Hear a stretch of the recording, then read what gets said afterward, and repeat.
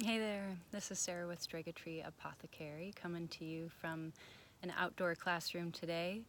I'm out on the mountain making offerings and just connecting with a bunch of tree allies that I've had for a number of years now, and wanted to give you a little chat and lesson about blood offerings.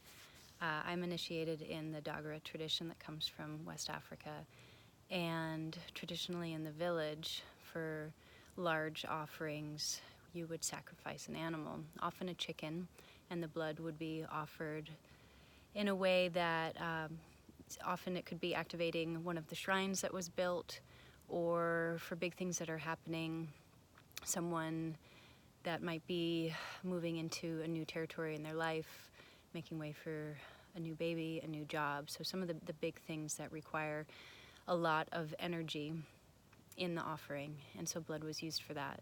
And as this tradition was settling in California, there were a number of new people getting initiated who weren't sitting very well with these offerings. At one point, there were calls being made back to Dano to have diviners there make the offerings on their behalf. But with some questioning, we then learned that we could have a substitute.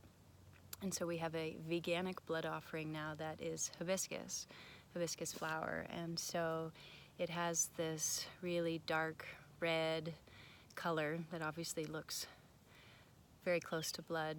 And so we can use this for making offerings.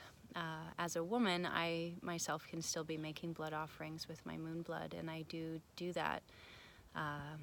Times, I did an earth burial where it was asked for, and sometimes when I'm out on the mountain and asking for big changes and big shifts, I will bring some of that to offer. But the hibiscus is obviously a lot easier to use, and so I need to conjure the aspect of the lifeblood that it represents. And I did want to show you this hibiscus tea that I made this morning.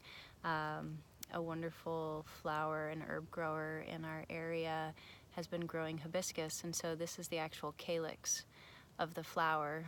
And so I brought some of those today just to give it a little more of that extra juice when I'm honoring and working with the trees today.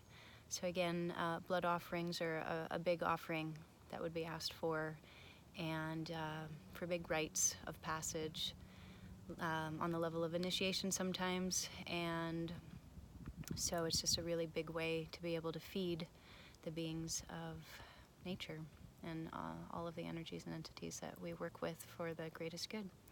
So that's today's lesson, and thanks for listening.